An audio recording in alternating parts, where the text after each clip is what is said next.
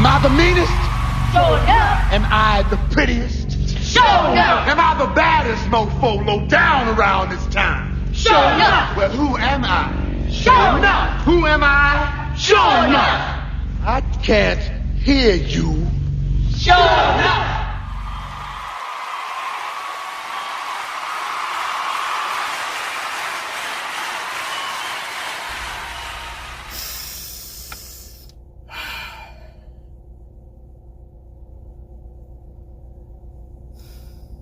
Here we go, guys. Friday. TGIF.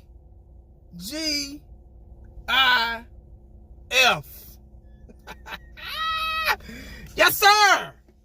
Man, y'all know what time it is, man. Don't act like y'all don't know what time it is. You know what, guys? Guys. I'm going to be Jerry Jones for just a minute, okay? What I'm going to do is I'm going to talk about you guys know him better than anybody. I want to talk about Dez Bryant's return.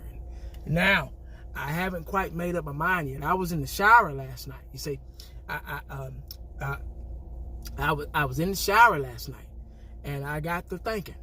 Now, I don't mean to be trite. I don't mean to be facetious. But since I'm going to be trite and facetious at the same time, what I don't mean to be, I'm going to do them both. Trite and facetious. Don't ask me how to spell them, and don't ask me what they mean, because I don't know. I just like saying words that nobody's ever heard of. You get me? Because I'm Jerry Jones. I'm the owner of the Dallas Cowboys. I've been the owner since 1989, you see. I got my son, Steven, and my wife, Jean, by my side. I was a little jealous, off the subject and off the record. I was a little jealous when Jimmy Johnson got into the Hall of Fame, you see, because it's all about credit with me. But other than that, let me talk about Dez Bryant. Let me talk about Dez Bryant real quick. Dez Bryant is a one-of-a-kind kind of guy. We really didn't mean to let him go. We didn't want to let him go. But at that particular time, we had to. We had to let Dez Bryant go, because you know why? You know why? Because Dez was giving out our secrets. He was telling the truth, you know, and we don't like that. The Dallas Cowboys and we don't like that. You see, we want, you know, secretly, I've kind of missed Dez Bryant. This locker room needs Dez Bryant. These young guys need Dez Bryant. Let me tell you why. Dez is a fiery guy. He's a hell of a competitor. He kind of reminds me of Michael Irvin a little bit. He already wears the number 88. So we might as well bring him back. You get me? So this is what we're going to do. Let me get through with this CBA crap, this CBA garbage, and let's if I can be elementary about it, let's get the combine out of the way. Let's get the combine out of the way, and then after that, and then the draft in April. It's right around the corner, guys. We got plenty of time. We got plenty of time to talk about Dez Bryant. We got plenty of time to rethink. This will give me enough time to think about if I want Dez or not. You get me? I would really love to have Dez back on this team. I haven't really talked to Steven about it, because he doesn't like Dez for some reason. But I do. You know, I do. So this is what we're going to do. All those things I just said, the CBA, free agency, and we got to figure out what we're going to do with Dak. Well, you know, Dak's our quarterback, just like my coach Mark McCarthy said the other day.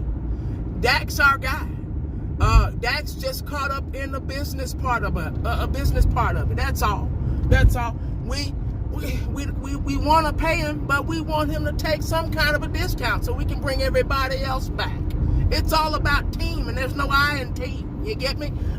That's why I'm going to be facetious and trite at the same time. And elementary, guys. It's elementary, guys. See, so let me get all this out of the way. And I'll be more than happy to really think long and hard about bringing Dez back. See, you know me. I love being the number one topic on the shows. I love it when Shannon Sharp and Stephen A. Smith and you know, the whole party's talking about us, our names out there. You know I got to drag this out. It's not going to be an overnight thing. You get me? I'm going to drag this out as long as I can, you see? So those ratings, it's America's team. You see, I'm not an all guy for no reason. I'm the top salesman in the world. I can sell the water to whale. You know, so guys, let me get out of here. I gotta go. I know this is 1980s show, and I'm sorry I had to take over, but I just had to do it. I haven't been on his show in a while, but I'm going to end it at this. I like Dez Bryant. I think he'll be, in the words of 1980, I think he'll be a contributor in the red zone. And he'll be a hell of a, having Amari Cooper. When we figure out what we're going to do with Coop, just imagine, we got Coop, we got Gallup, we're going to have Cobb, because Coach McCarthy likes Cobb. He's got history with Cobb.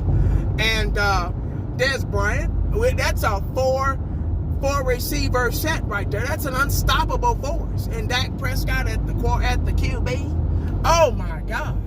Tavon Austin, goodbye. You know, we don't need you. You stay hurt anyway, goddammit. But anyway, guys, let me get out of here. Let me get off 1980's show. And make sure you, in the words, once again, in the words of 1980, make sure you stay cowboyed up and prayed up, because you never know. You never know. And 1980 knows it best. He used to be a ball boy for me back in the day. I don't remember him too well because he was a little guy, you know. But he was a ball boy back in the day, back in the heyday, you know, 94, 95, around that time. You know, he was a high school kid, you know.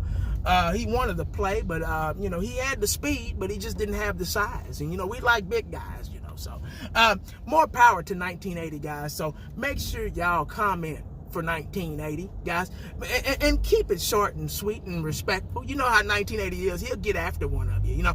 But anyway, guys, make sure you stay cowboyed up and prayed up, because you never know what the day is going to bring you. Holler back at 1980 when you get a chance. He's out.